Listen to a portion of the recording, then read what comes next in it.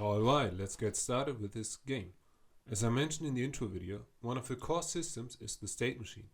A state machine is a design pattern that comes in pretty handy when writing behavior for an AI or player-controlled character. The basic idea is that you split your behaviors into states and make sure that can only be at one state at any time. If you ever use the Unity animator, you're actually familiar with the state machine. If we ignore blend trees for a second and think about 2D sprite-based animation, it makes sense that only one animation plays at any time. In here we have states and conditions that change the state. Imagine a Super Mario-like player that can jump whenever he is on the ground, and while he's jumping he can slam to the ground.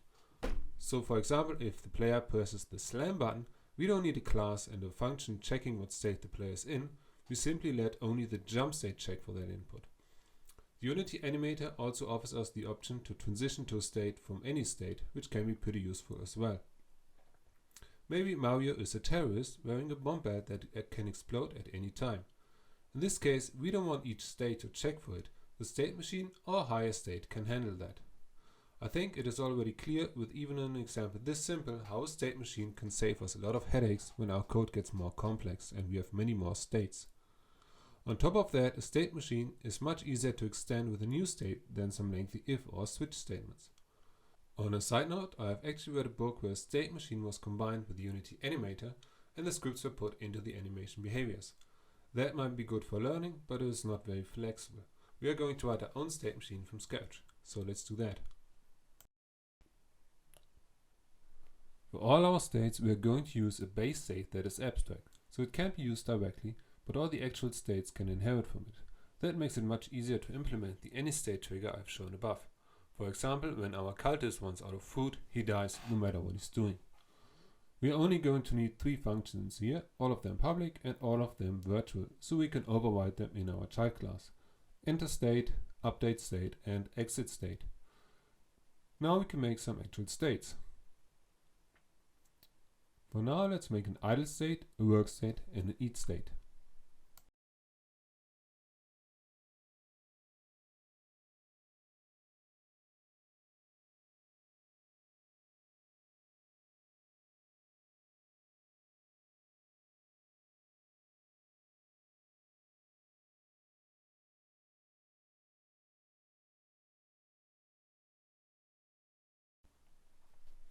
Next, we need an actual state machine that handles the states. This one will be a mono behavior and can be attached to our cultist. Every state in our state machine is simply going to be an instance of a state class. Since we remove the mono behavior, we can create them with a new keyword, like that. If you are copying the code, hold on a bit, I'm just using this list to explain everything step by step, it will soon be replaced.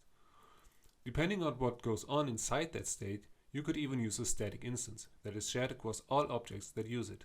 In our case, that won't work. Every cultist needs his own instance of states.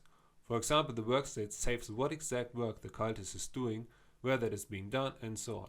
So every cultist gets his own state machine, which will have its own states.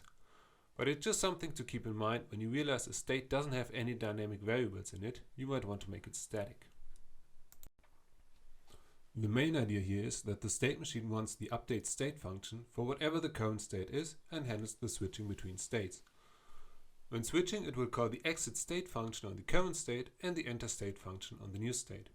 Those functions are empty in the base class and some states won't even override it, but others might, and this really helps with keeping things clean. To handle the switch, we are going to use a pretty cool method I found in a video by Jason Raymond, as well as the book Game Programming Patterns. I will link both of them below. Instead of returning void, the update state method returns a type, which is either its own type or the type of a different state, which effectively tells the state machine it's time to switch. If you've never used type and type of, don't worry, it's really just returning the type of a class so we can compare them. If I were to ask the script here what type it is, it will tell me that it is a type called state machine. It's as obvious as it is useful. Let's give our base state update function a return value of type. Make sure to include the system library and let our state machine read the return type when updating the state.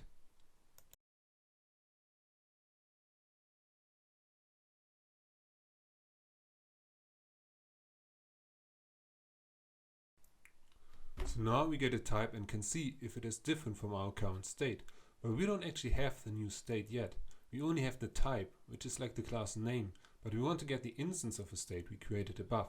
So instead of using a list, we will use a dictionary that connects the state instance with the type.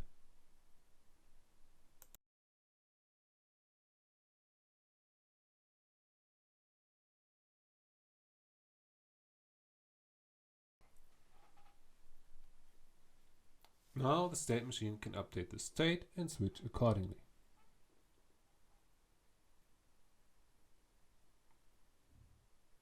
Based on the type that we get the instance of the state. So let's try this out. Create a new script called cultist, attach to a game object, and also attach the state machine.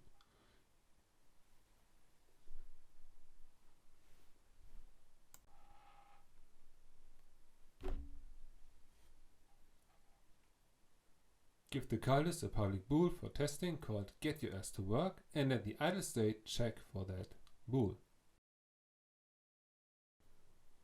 Right now our idle state has no clue who or what a cultist is. Since all the other states are probably interested in that as well, we can just add a protected variable in our abstract base class and create a constructor that needs a reference to a cultist.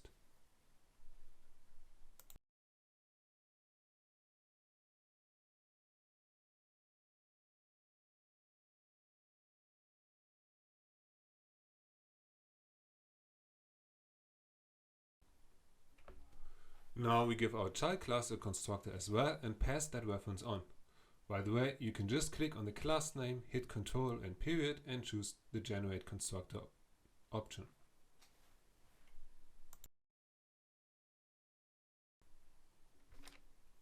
This is a good moment to move the creation of the dictionary from the state machine to the cultist.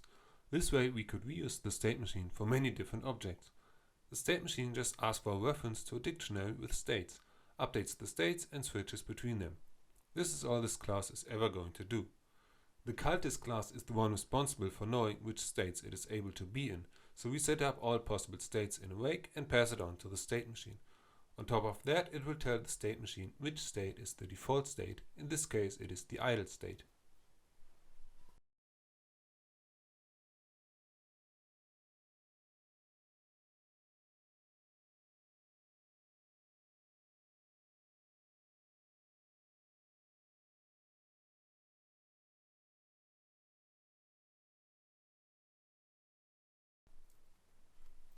As a small precaution, it is good to check that the current state is null, in case the state machine starts running before the states were set up.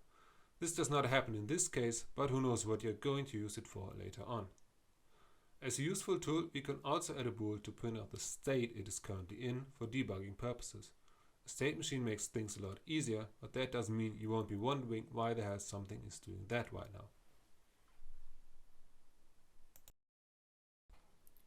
So now the cultist creates the states, finds the state machine and gives it the dictionary. Time for our first test. The idle state will check if the cultist should work, and if so, return work state. Otherwise, it is going to return the type of itself. We don't need to use an else statement, since returning anything will exit the function anyway. The work state is doing the same, just the other way around.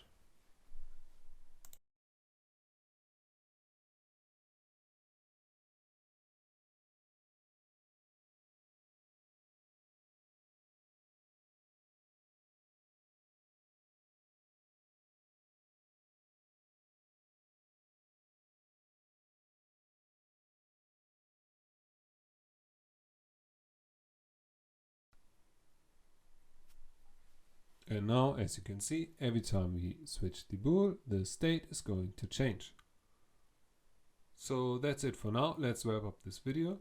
And in the next part, I'm going to show you how to implement the AnyState pattern and some basic functions.